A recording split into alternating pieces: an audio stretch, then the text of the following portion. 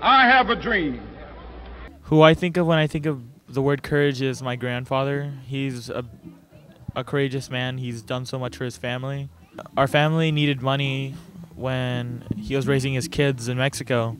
So he came to America, the U.S., so he could help out his family by working here and giving money back to his family back there in Mexico. I have a dream.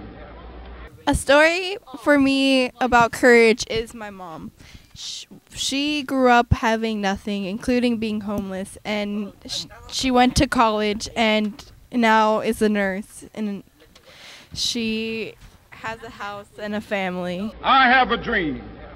My mom was the strongest woman, or is the strongest woman that I know, because it takes courage to actually get out and make things happen, and to work full time and have 7 children. You know, that's practically, you know, looking out for each other while she's working. And so my story of courage, like she's the most courageous person, and I took her strength and I kind of incorporated her strength into every aspect of my life. I have a dream. My story of courage is about a disease that I have that is called alcoholism. Next month I will have 20 years clean and sober. It's been a hard journey, a long journey. A lot of young people don't realize that it can happen to anybody, no matter of color, race, level of professionalism. I've sat in rooms with people that are doctors and lawyers, people that live under the bridge.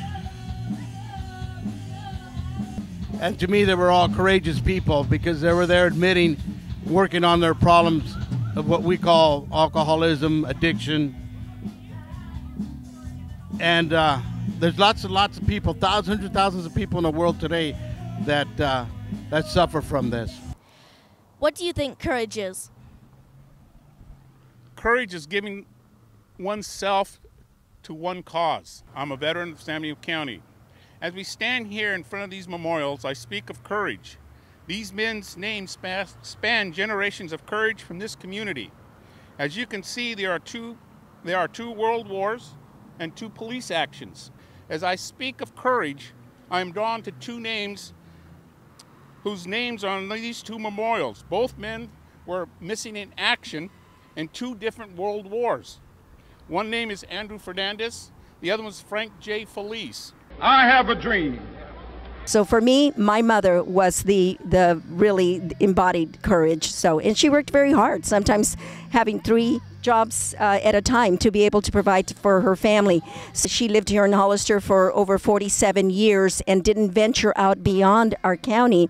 The message that she sent this community was very, very profound, and that was that we support each other, that we commit to our community, that we work hard, that we value and believe in education. And those are messages that I believe pretty much embody courage. When I speak of love, I'm not speaking of some sentimental and weak response. I'm not speaking of that force which is just emotional bosh.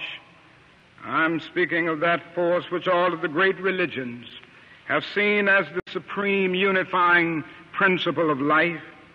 Love is somehow the key that unlocks the door which leads to ultimate reality.